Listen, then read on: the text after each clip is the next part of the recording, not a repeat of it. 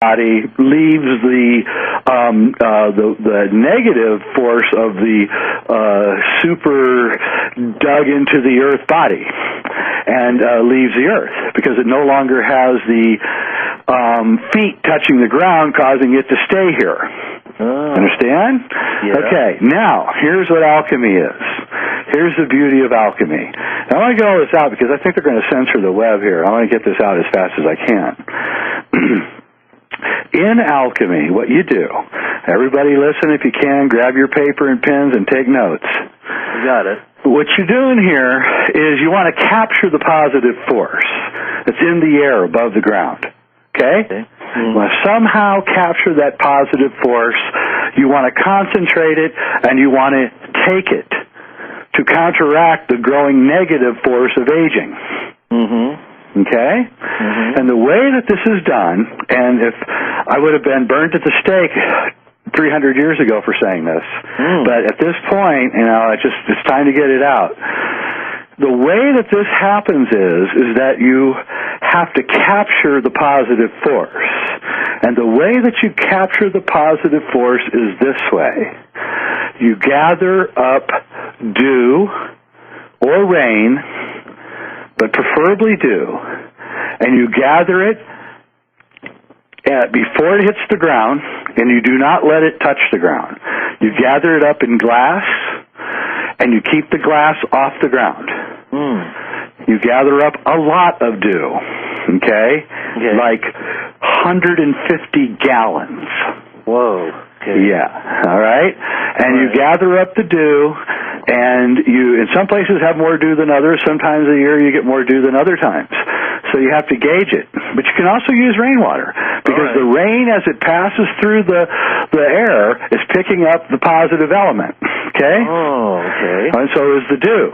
Dew is the best because it seems to pick up more of the positive element than rain. Probably because the rain is coming down so quickly. All right? All right. So now you've gathered up all of your dew, your water, your magic water, your alchemical water, and you begin distilling it. You begin removing the water from it.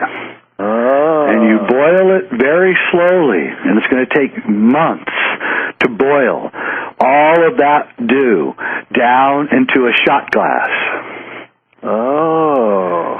You take the salts that are at the residual salts that are at the end of the boiling process, and you fold them back into your remaining liquid and keep boiling. Slow boil, not fast. Okay. And you keep folding the salts back in all the way until you've got about a shot glass. Okay, about 1 ounce. Okay? If you keep going down and keep boiling that down, you're going to end up with a fine white powder. As long as all of this has been kept off the ground, it has nothing but a positive charge. Wow. Okay? When you take it, your capillary system is going to suddenly begin improving. Your cardiac system will begin improving. Blood will begin flowing up into the brain again. Your pineal gland will begin losing its calcification. Your teeth will grow back. Your hair will grow back. It goes on and on and on and on and on. And that is what alchemy is. And that is the science that has been destroyed by the church, but still exists in isolated pockets all over the earth.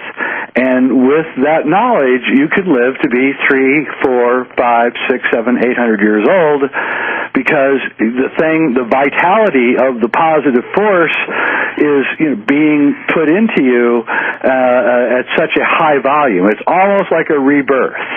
It's almost like a rebirth, and there are stories going back through the alchemical lore of alchemists who take the powder and go into a dark room and literally lose their teeth, their skin, their nervous system grows back, and they come out at 16 years old. Whoa. Yep. And it's all based on these, and because of Newton and Einstein, our entire concept of reality has been completely warped. We think of it, we're thinking of everything as being gravitationally driven, and it isn't. It's not. It's an electric universe, and you're taking a higher charge. You are a charge. You are an electrical charge, and your charge diminishes as you become grounded. That's actually the best way to describe it. And there is no solid force. There is no solidity at all in the universe. The entire universe is just electromagnetic fields interacting with each other. And you're an electromagnetic field. And the earth is an electromagnetic field. And the tree in my front yard is an electromagnetic field. And everything that's alive has this field. And this field has this positive... Imagine a donut, right? Yeah. A donut floating in space, and instead of the donut, the cake of the donut, you see electricity flowing around in the shape of a donut. All right? Yeah. And as it goes around the outside edges of the donut, this is the positive charge. And as it comes down through the top and begins falling down into the center of the donut, this is the negative charge that appears to us as weight or gravity. But really it's just this particular tension that sits at the middle of the electromagnetic dynamic. And when you come down through the bottom of the donut, you begin losing that negative charge and coming out through the outer shell of this electric donut torus, you become back into positive. As you age, the center of the donut grows and the outside lessens until you become all vortice, spinning vortice, and then you disappear from existence. And that is alchemy. And it can't be understood by science because science has screwed up so badly with its whole thing with gravity. And so you can tell a scientist this, and they just kind of look at you like you're out of your mind. And this is what we've lost in the last 400 years, and why we're spinning into such horror. And if we return back to this, if we can all start, returning back to this kind of science and understanding, then we're all going to be here a lot longer. And if we're all here a lot longer, we're going to care a lot more about this place than we do in our short 70-year lifespan. Right. That's right. And this is the key to the building of a new world and the coming new age, which is about this kind of return to alchemy and to the real science of innate creativity. Now, is this what you're talking about? This has been talked about throughout the ages as mana, or some people are selling various formations of ormus or white powder gold. Yeah, it won't work. Is there anybody that's actually doing this? Let's just say that the average person isn't able to do this physically, that they aren't able to get the rainwater or the dew. Is there anybody that is doing that and distilling this and making it available, or is that way too? Is that a foolish thought? Well, I think the problem with it is that once you put it in a bottle, and you can't be sure that it's never going to touch the ground. So you have to be really careful about it. You can't ground it. Can never get grounded. The white powder, the ormuz, I'm sorry really to tell everybody this.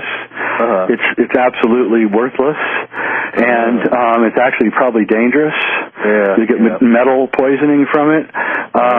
What I'm telling you is the right way, and those people actually have it really wrong, and they're dangerously wrong. And I don't know, I don't want to criticize anybody, but, no, I don't think there is anybody. I don't think there's probably more than 100 people that even understand alchemy on the planet right now. Wow. So I'd be surprised. I've been waiting, though, since 2004 for someone to come out and start talking about it, and I knew that it had to happen before 2012. And as we're approaching 2011 right now and no one's done it, I was like, okay. You're going to be the groundbreaker. I guess so. And you're hearing it first here on right the Fireside Chat.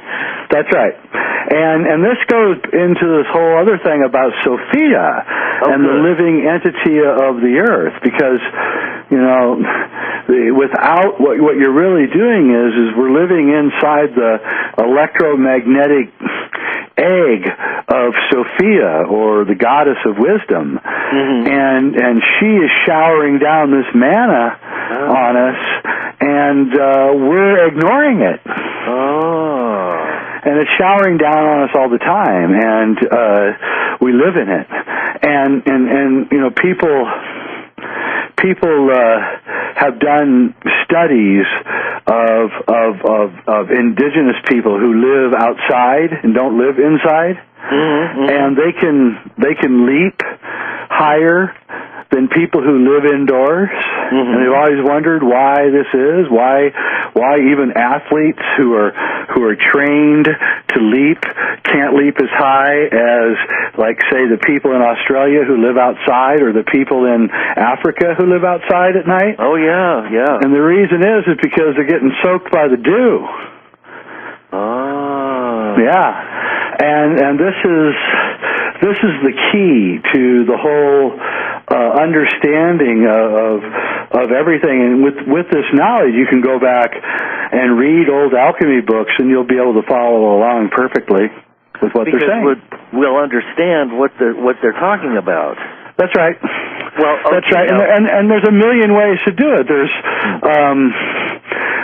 for instance, one time I was running a spiritual resort, and a giant 600-year-old oak tree, black oak tree, its branch broke. It just got so heavy, the branch broke. And for 3 days I watched as this huge oak tree spilled out hundreds of gallons of black water from inside. Whoa. And I went back to the alchemy books, and there it was talking about the black water from the oak tree. Wow. And how and then I realized, of course, because it hadn't touched the ground. It's inside the tree, up in the top of the tree. And this is why you gather your dew when the moon is full, because the moon adds an even bigger charge to the water that you collect.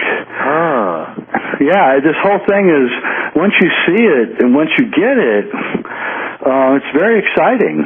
And do you think there might be any connection between the Druids who used one of their rites was to use silver scissors, and they would go to the oak trees and cut out the mistletoe and use it for some kind of purpose? Absolutely. In fact, if you go into my house, you'll see on the top shelf of one of my cabinets 6 mason jars filled with oak mistletoe cuttings. Wow. And you can only take it from an oak tree, and it's a gold knife, not a silver knife. And the reason it's gold is because gold has no resistance to electricity. Electricity passes through gold without any resistance, so you're not disrupting the electromagnetic charge. The mistletoe is one of the only plants whose roots do not go into the earth. That's right. I've got tons of it outside my house. Don't cut your mistletoe. That mistletoe, Susan Summers cured her breast cancer with mistletoe. Wow. She rejected the standard chemotherapy. This is like 12, 13 years ago. I saw her in Larry King. And she said she's injecting mistletoe extract into her cancer, and she is alive and well and playing tennis and has both of her breasts, and life is just good. And mistletoe